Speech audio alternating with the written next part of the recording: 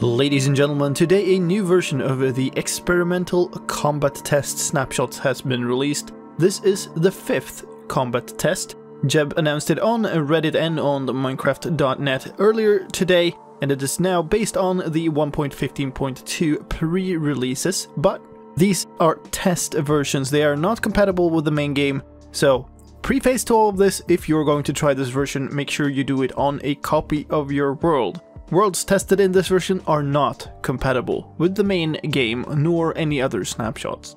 If you haven't heard of these before, this is a series of test versions of the game that are separate from the normal development. It is a targeted series of changes for specifically improving and changing the combat of the game, and these are released in order to gather feedback from the community. Now, this one contains some rather big changes, and the reason behind that, as Jeb explained it, is he's trying to pinpoint the problems of the version 1.9 that is the previous combat update, PvP mechanics. The reason why many PvP players prefer playing on 1.8 or below. So he's trying to pinpoint that while making sure that PvE, that is playing versus mobs and the environment, still feels enjoyable. So in order to do that, there are two big changes. First of all, the food regeneration introduced in the combat update 1.9 encourages defensive and evasive play. That is because you eat a good food item and you get healed far too quickly. The second is that armor is too weak, especially something that isn't high level enchanted diamond armor, so the weaker armors are too weak. That means that you either get ganked because your armor was not good enough, or the combat just goes on and on and on. So in order to fix that, there are a couple of changes in this version. The regeneration boost from food saturation has been removed, and weapons have been nerfed. We'll go through both of those changes in detail in this video. Let's start with the food change. This is a change I really like. I've never really liked the saturation mechanism in the game. Basically, to explain what's going on behind the scenes, is that when you eat a food item in Minecraft, you get two quantities from that. The one that you see immediately is your food bar going up, you're less hungry. That is your food level. And that is not what saturation is. Saturation is something that is never shown, it's behind the scenes. Some mods show it, but in the main game it's not shown.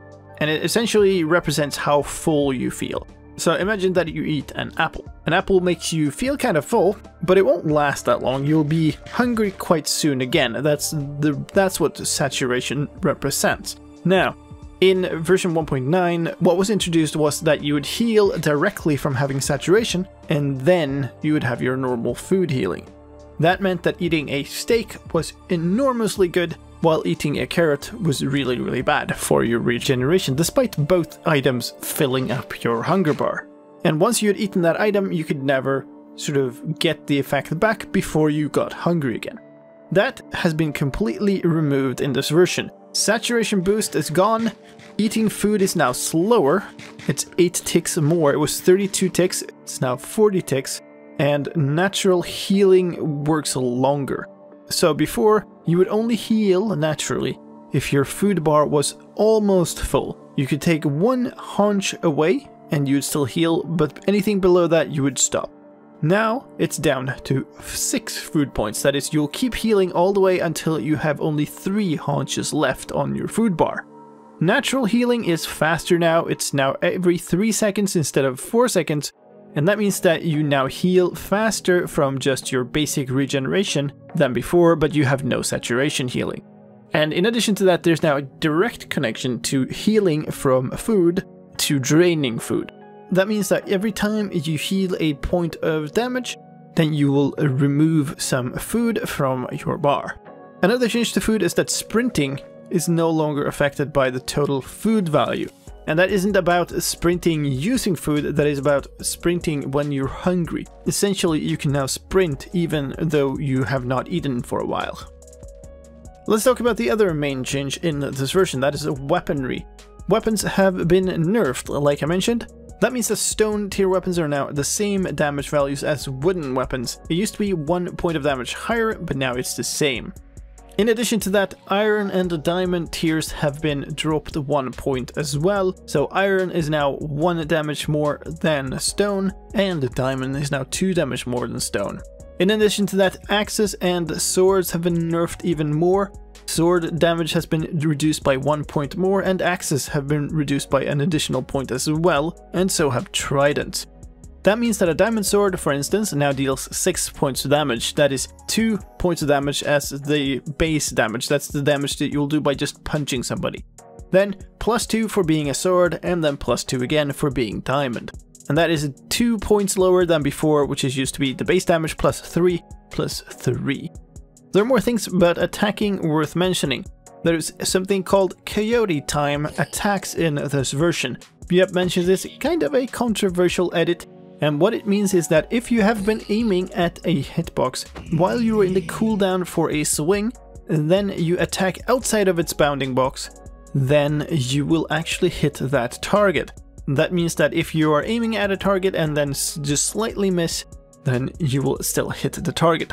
The background to this is that you couldn't attack between swings, and that often gave the impression that your input was just lost, that it ate your input. And it also makes fighting small and fast targets, such as rabbits or baby zombies, as the examples that Jeb mentions, but I am thinking about bats here. Those should be easier now. There's some unrelated changes in this version as well. There are some bug fixes to block hitting and air swinging bugs, and you can now hit players with snowballs. There's a to-do mentioned here that later this should be turned into a game rule, but in this version it is always on. There's now an upwards knockback when hitting players in the air. So if you hit a player that is already in the air, then they also get knocked further up into the air. Probably too strong right now according to Jeb, but can be balanced later. Make sure you get your feedback in on this. Swing animations have been changed to empathize the rhythm of attacks as well. Finally, in the previous combat test snapshot, a cooldown was added to snowballs. That same cooldown has now been added to throwing eggs. And those were the changes in the experimental combat test number 5. As with the previous ones, these cannot be gotten directly from the launcher. You have to install them manually. The way you do that is by downloading a zip file. I'll link it down in the video description, and it is also linked from Jeb's original Reddit post, which of course I will also leave a link to. You unpack that, it contains a JSON file, and that needs to go into a folder in your versions folder of the launcher.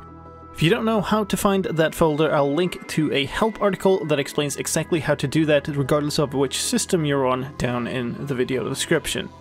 Once it's there, restart your Minecraft launcher if you have it open, and then go into installations, and you'll be able to find a version called pending 1_15_combat-6. Don't ask me why it's called 6, but it is combat test 5. Anyway, make that version and then start the game as usual. The launcher will download all the files that you need, just like it would any other version. I will repeat this one more time, this is not compatible with your other worlds. If you start your worlds with this version, you might wreck them.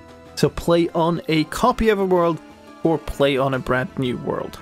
One more thing, if you want to try this version in multiplayer, then in the installation window of the Minecraft launcher, you can find a server download button. So just download that and set it up like you normally would with a server. I won't be going through how to set up a server in this video. There are plenty of tutorials out there, and it's no different for this version. Play this, test it out, and give your feedback. The point of this is to give feedback so that Jeb knows what you think about all of this. And don't do that in the video comments here.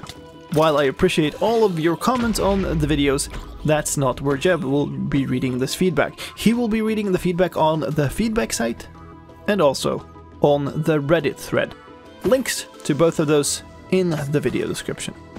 One last thing to note about this is that this is not a part of a normal snapshot series. That means that this is not for Minecraft 1.15, this is not for Minecraft 1.16, this will be done when it is done. So do not go expecting these changes to be in any certain specific Minecraft version. Anyway, that was all for this combat experimental snapshot thingamajig. Thank you very much for watching. My name is Sliced_Lime. I hope you enjoyed this quick update video. And if you did, please help me out in return, leave a like, and share it with your friends. If you want to stay up to date with all the latest Minecraft news, then please subscribe to this channel, where I do update videos for every new snapshot, pre-release, or release of Minecraft. And don't forget to hit the bell icon to get notified whenever new videos are out. that's all from me for this time. Have a good weekend, and I'll see you next time. Take care.